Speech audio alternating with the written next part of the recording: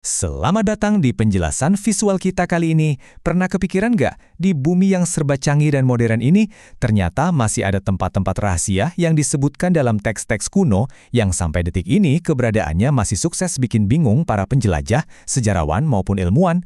Hari ini kita bakal melakukan ekspedisi geografis yang sangat mendebarkan untuk melacak 5 lokasi teka-teki tersebut.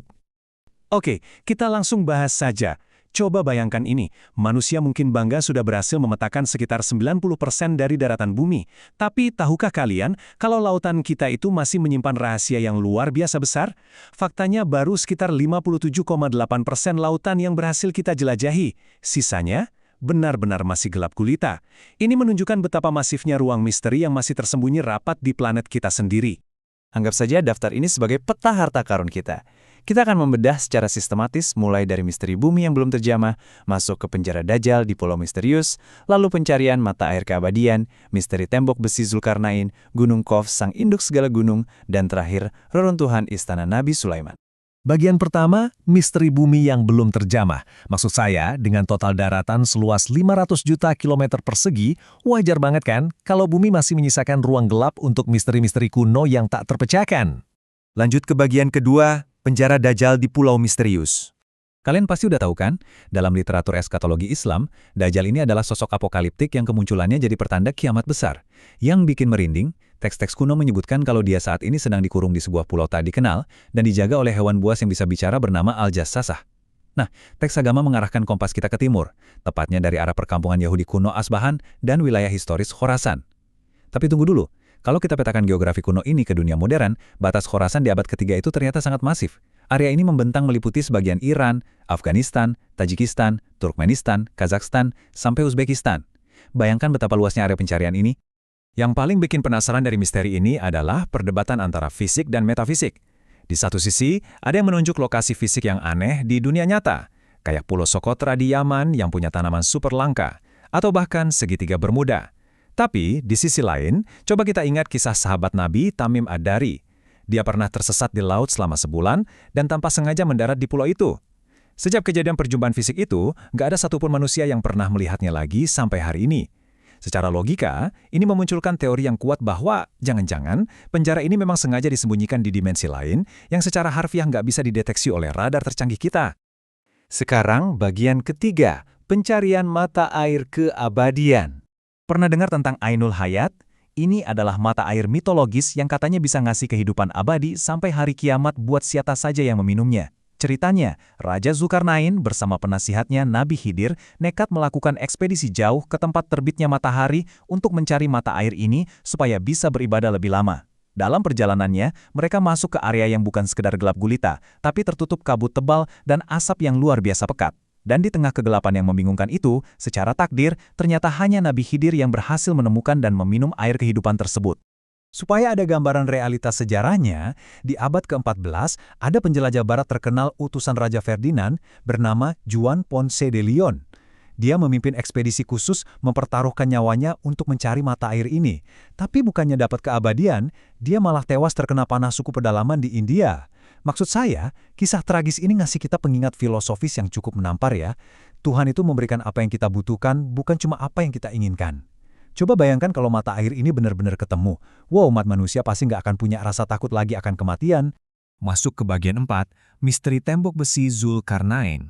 Dinding raksasa dari besi ini dikisahkan dibangun khusus untuk mengurung dua suku yang super destruktif, yaitu Yajuj dan Majuj, sampai akhir zaman nanti. Nah, coba kita berhitung sedikit. Berdasarkan data tahun 2021, ada sekitar 7,88 miliar manusia yang hidup di bumi. Teks riwayat kuno menyebutkan rasio yang gila banget. Untuk setiap satu manusia, ada 999 anggota suku Yajuj dan Majuj. Silahkan kalian kalikan sendiri di kepala. Jumlah mereka itu luar biasa fantastis, dan sejujurnya cukup menakutkan.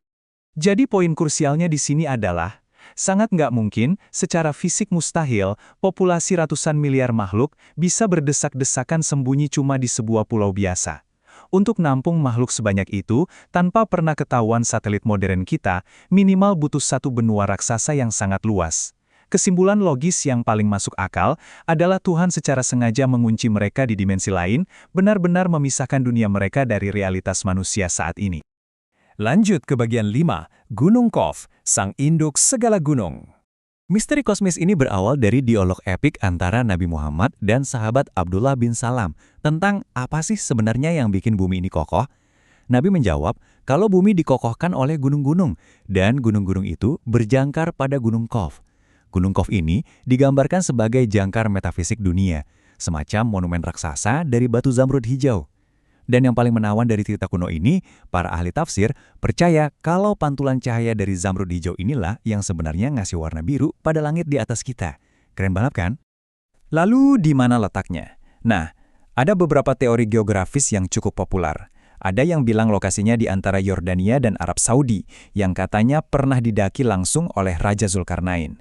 Teori lain menunjuk ke Yaman, dekat pulau bernama Al-Khader, tempat bertemunya dua arus air, yang juga sering dikaitkan dengan Nabi Khidir.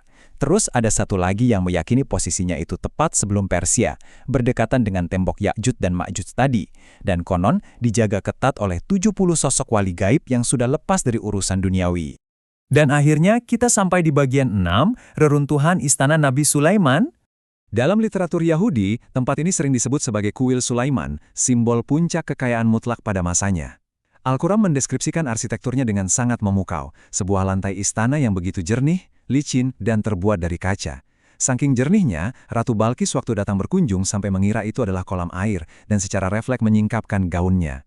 Mengingat istana ini konon dibangun lewat kolaborasi manusia dan bangsa jin, ini jadi bukti nyata kalau bangunannya memang super istimewa dan sama sekali nggak bisa disamakan dengan arsitektur modern kita sekarang. Dan ini tergambar jelas dari jejak arkeologisnya. Di zaman kuno, istana megah ini hancur dan diyakini cuma menyisakan bagian baratnya yang kini dikenal sebagai tembok ratapan. Melompat ke tahun 2005, arkeolog Ailat Mazar menemukan struktur gerbang raksasa setinggi 18 meter. 2 tahun kemudian di 2007, sisa-sisa reruntuhan dan keramik kuno yang terkubur ribuan tahun mulai ditemukan di kawasan yang posisinya sangat dekat dengan area Masjid Al-Aqsa. Tentu saja sebagai catatan objektif, penggalian besar-besaran di sekitar area Al-Aqsa ini sangatlah kontroversial.